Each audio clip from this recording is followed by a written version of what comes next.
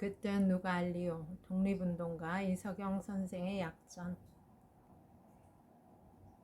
앞에서 끌어주고 뒤에서 밀어주며 이석영의 본가인 이조판서 이유승 집안에서 나고 자란 그의 6 형제에 대해서는 이미 기록된 이회영, 이시영의 여러 전기에 빠지지 않고 기록되어 왔다. 선생의 집안은 6형제로 번성한 가족이었다. 형제 모두가 화합하고 즐거워하여 그 의회가 마치 악기를 서로 맞춰 연주하듯 즐거웠고 산앵두나무에 만개한 꽃과 같이 화사하였으니 온 집안이 즐거운 기운이 가득 찼고 형제간의 우애의 소문이 온 서울 시내에서 으뜸이었다.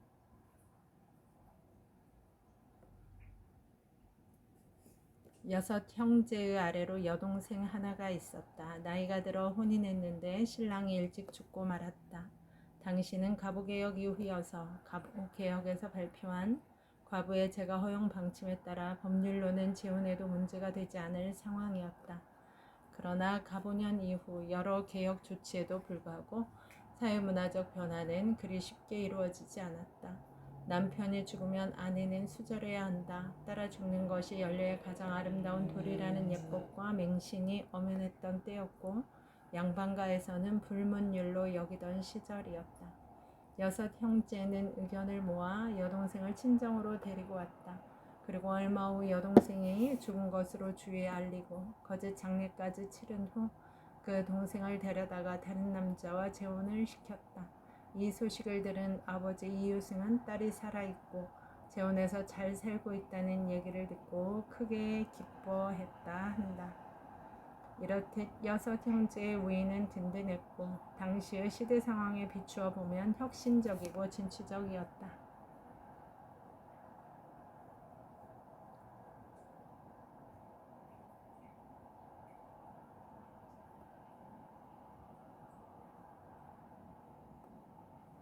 6 형제 모두 고종의 신하들이었고 비록 관직에서 물러선 형제 누구라도 배우고 익히기를 게을리하지 않던 양반 학인들이었다. 이 자리에서 이회영은 외적 치아를 떠나 대의를 따라 살기를 제안했다고 한다. 슬프다. 세상 사람들은 우리 가족에 대하여 말하기를 대한공신의 후예라 하며 국운과 세덕이 당대의 으뜸이라 한다. 그러므로 우리 형제는 나라와 더불어 안락과 근심을 같이 할 위치에 있다. 지금 한일 합방의 궤변으로 인하여 한반도의 산하가 외적의 것이 되고 말았다. 천하에 할 말이 있다.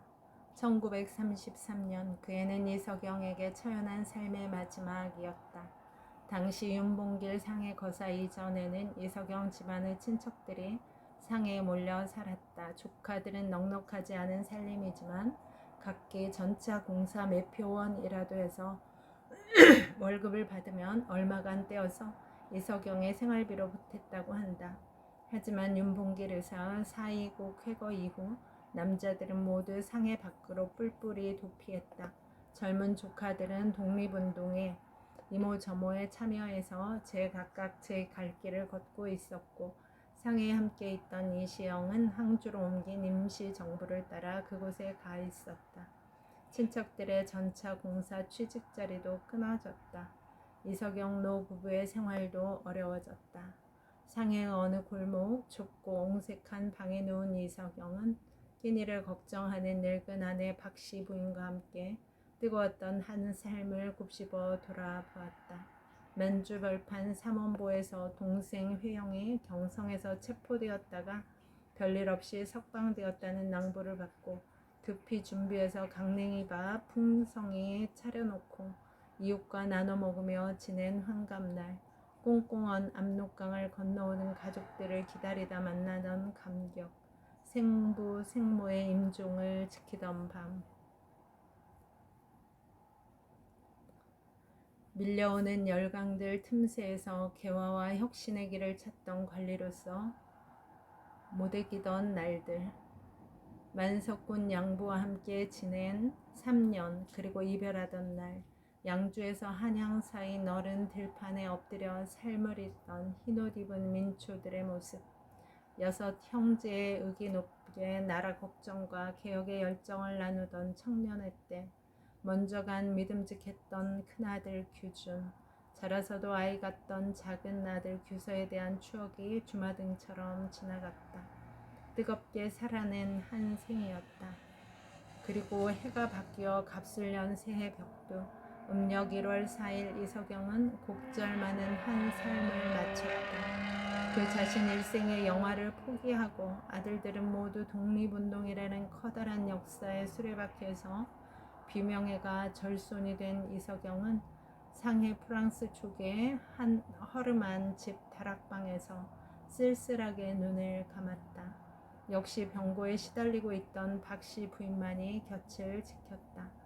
그분이 돌아가셨다는 소식이 전해지자 항주에 피신해 있던 임시정부 요원들이 조의금을 보내왔다. 신흥하구당과 약간이라도 인연이 있는 사람들 누구라도 조의를 표하며 부의금을 보냈다. 항주로 쫓긴 백범 김구도 주위 동지들에게 이석영의 헌신을 되새기며 조의금을 모았고 자신도 큰 돈을 보태어 상해로 보내왔다. 상해에 남아있는 조카들 가운데 일제 관한의 감시가 비켜간 분으로 새로 결혼한 이시영의 차남 이규홍이 있었다. 서울에서 결혼식을 올리고 상해로 와서 단촐한 신적 살림을 차린 직후였다. 그는 항주에 피신하고 있는 이시영으로부터 이석영 백부의 장례를 비롯하여 홀로 있게 된 숙모님의 노후 간병까지 일체를 맡으라는 정갈이 왔다. 장례는 일본 영사관 관원들의 감시를 피하여 조촐하게 치렀다.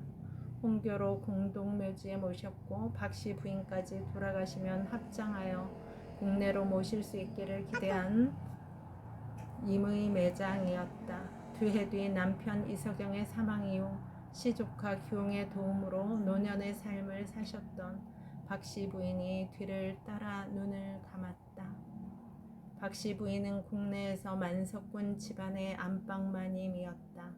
그가 가족과 함께 만주로 건너와서는 신흥무관학교 학생들 뒷수발로 10여 년을 보냈고 이후 천진, 북경, 상해를 흘러다니는 동안 형편 닿는 대로 독립운동하는 이들의 편의를 돕고자 혼신을 다했다.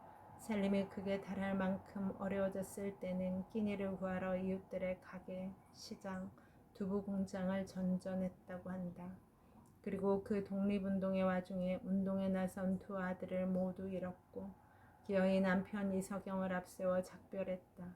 그리고 조카의 도움으로 여생을 살다가 그의 뒤를 따라간 것이다. 그 누구의 독립운동보다 치열하고 헌신적인 운동이었다. 여러분, 오늘도 좋은 날입니다. 오늘 하루 잘 살아내느라 수고 많았습니다. 힘내세요. 다음에 또 만나요. 감사합니다.